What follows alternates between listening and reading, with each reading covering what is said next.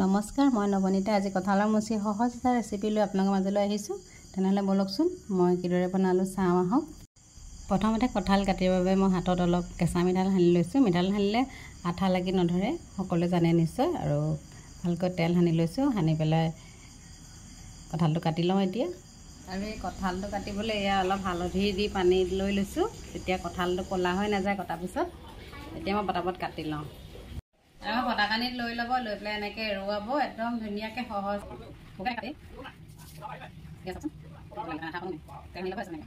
আৰু এইখিনি চাওক, হালধি পানীত এনেকৈ তিয়াই থ'লে এইখিনি ক'লা পৰি নাযায়, পূৰা বগা হৈ আছে। এতিয়া এটা বইল কৰি লৈছোঁ, সিজালৈকে বইল কৰিব লাগিব।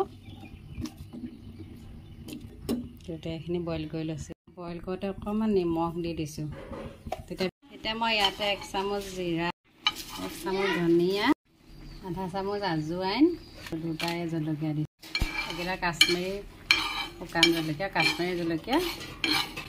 এইটো কালাৰৰ কাৰণে দিছোঁ, এইটো জাল নাই ইমান। আৰু এইফালে কঁঠালটো প্ৰায় সিজিছে, আৰু এয়া কঁঠাল সিজি গ'ল। এতিয়া আৰু কঁঠালৰ চব্জিখনৰ বাবে মই এটা আলু কাটি লৈছোঁ। আলুটো মই বইল কৰি লোৱা নাই। আৰু 2টা ডাঙৰ চাইজৰ পিঁয়াজ, আৰু এইখিনি মছলাখিনি খুন্দি ল'লোঁ, আৰু 2টা মিডিয়াম চাইজৰ বিলাহী। আজি মই কঁঠালৰ চব্জিখন এখন লোহাৰ কেৰাহীত বনাম, যিহেতু ইয়াত তেলটো অলপ কমকৈ লাগে, শুহি নাযায়। আৰু এইখিনি আদা নহৰু পেষ্ট কৰি ল'লোঁ। ইয়াতে এটা পিঁয়াজো পেষ্ট কৰি লৈছোঁ। আৰু মছলা প্ৰায় এইখিনি, আৰু কি কি দিওঁ চাই থাকক, শেষলৈকে ভিডিঅ'টো স্কিপ নকৰিব। আৰু এতিয়া এয়া কেৰাহীত তেল দি দিছোঁ। তেলটো অলপ সৰহকৈ লাগে ইয়াত। মই ৰাইচ তেল দিছোঁ। এয়া তেজপাত দিলোঁ প্ৰথমতে। আৰু পিঁয়াজখিনি ৰঙচুৱা হ'লত মই এইখিনি দি দিছোঁ। আদা নহৰু আৰু পিঁয়াজৰ পেষ্টটো দি দিছোঁ। তাৰপিছত এতিয়া এটা বিলাহীকেইটা দি দিছোঁ। বিলাহী 2টাত লৈছোঁ, মিডিয়াম চাইজৰ।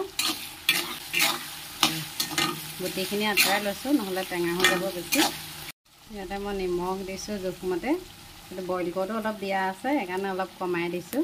আৰু কালাৰৰ কাৰণে অকণমান চেনি দিছোঁ। ভাজি লওঁ। আৰু এতিয়া মই আলুটো দি লৈছোঁ প্ৰথমতে। আলুটো মই সৰু সৰুকৈ কাটি লৈছোঁ। এতিয়া আলুখিনি ভাজি লওঁ, ৰঙচুৱা হ'লেকে আলুখিনি ভাজি থৈছোঁ। আৰু এইকেইটা জলকীয়া গোটাকৈ দি থৈছোঁ। অকণমান জ্বলা হ'লে ভাল লাগে কঁঠালৰ চব্জিটো। তেলটো বেছি নাই হোৱা, মোৰ কঁঠালটো অলপ সৰহ, গতিকে দেখি নক'ব। অলপ ইয়াত তেলটো বেছিকৈ থাকে কঁঠালৰ চব্জিত, তেতিয়া খাবলৈ ভাল হয়। আৰু এতিয়া কঁঠালখিনি মই চেকনিত চেকি তুলি লৈছিলোঁ, তেতিয়া পানীটো শুকাই যাব। এতিয়া কঁঠালখিনি দি দিছোঁ ইয়াতে। গেছটো মই অকণমান ডাঙৰকৈ দি লৈছোঁ, যাতে কঁঠালখিনি ফ্ৰাই কৰিম ভালকৈ। কঁঠালখিনি ফ্ৰাই কৰা হৈ গৈছে। এতিয়া মই মছলাখিনি দি দিছোঁ। হালধি দিয়া নাই, কেতিয়া দিম চাই থাকক। মছলাখিনি তেল ওলোৱালৈকে ভাজি, তেতিয়া ভালদৰে ফ্ৰাই হয়। হালধি অলপ দেৰিকৈ দিব লাগে, তেতিয়া ধুনীয়াকৈ ফ্ৰাই হয়। হালধি দিলে লাগি ধৰে সোনকালে। আৰু এতিয়া মই হালধি এটা বাতিত, আৰু এতিয়া মই কালাৰৰ কাৰণে এইটো লাল মিৰ্চ পাউডাৰ অকণমান দিছোঁ, প্ৰায় আধা চামুচ হ'ব। আৰু এইটো অকণমান পানী দি ইয়াতে এইখিনি দি দিলোঁ।